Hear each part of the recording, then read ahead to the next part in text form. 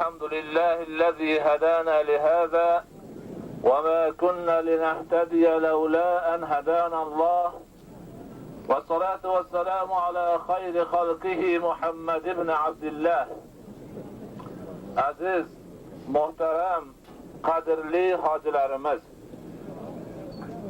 siz bilan biz naqadar baxtli bandalarimizki, Allah subhanahu va taolo barchalarimizni o'zining dinining 5 ruknidan bir rukni bo'lgan haj ibodatini ado qilishga muyassar qildi.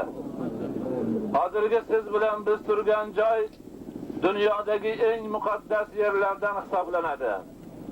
Hozirgi siz bilan biz yashayotgan vaqtlar, daqiqalar dunyodagi eng baxtli, saodatli daqiqalar hisoblanadi. Chunki Allah subhanahu va taoloning bir yildagi kunlarini ichida mana shu oydagi birinchi 10 kunligini kunlari eng yaxshi, barakali, xayrli kunlar hisoblanadi. Va shu kunlarning ichidan Arafa kuni eng xayrli, eng barakali, eng fayzli kun hisoblanadi.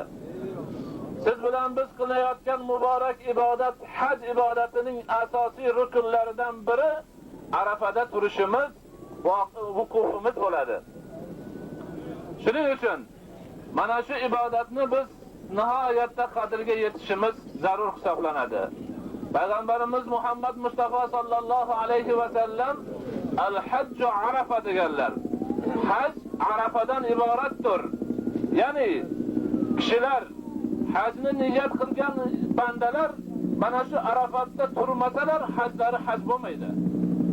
Boshqa ibodatlarni o'rniga dam bo'lib, bir so'yib, boshqa bir holatlarni qilib o'rnini tuzatsa bo'ladi. Lekin hajda Arafatda vukuf bo'lmasa, Arafatda turish bo'lmasa, bu ibodat haqiqiy ibodat o'rniga o'tmaydi.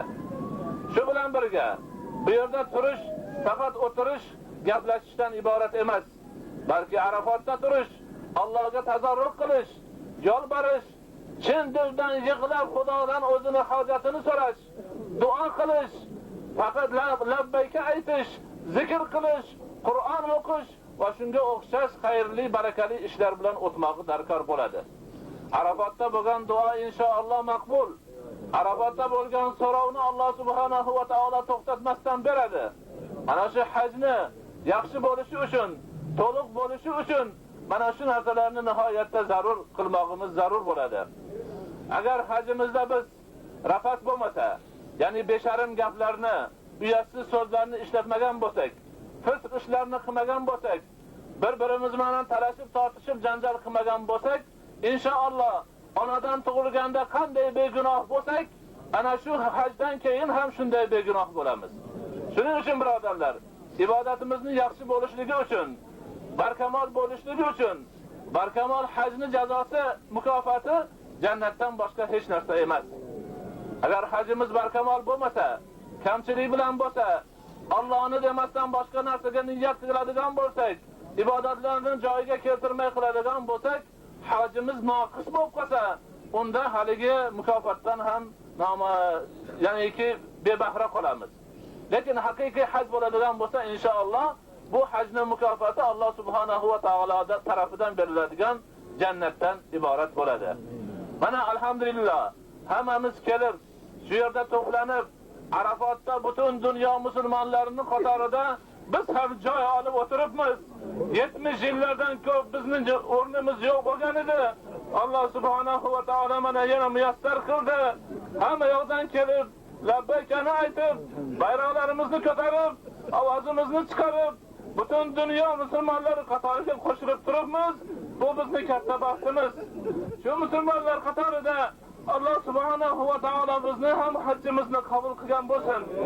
Bundan keyin shu yerga kelaman, bu ibodatni ado qilaman deb yuraklari qon bo'lib turgan birodarlarimiz, opa-singillarimiz bor. Ularni ham yanagi mavsumlarda kelib, mana shunday ibodatlarni ado qilishiga Alloh subhanahu va taolo nasib ro'zi qilgan bo'lsin. Birodarlar, mana shu Arafatda kun botguncha, quyosh botguncha turamiz. Shuning uchun hammalarimiz duo bilan, zikr bilan, qiroati Qur'on chodirlarimizdan chiqmaylik, ibodatdan bebahra qolmaylik, hamda o'zimizni oftobga, boshqa narsalarga urib, charchab, noxush hollarga tushmaylik. Hammamiz birga o'tirib mana shu yerda ibodatimizni qilaylik.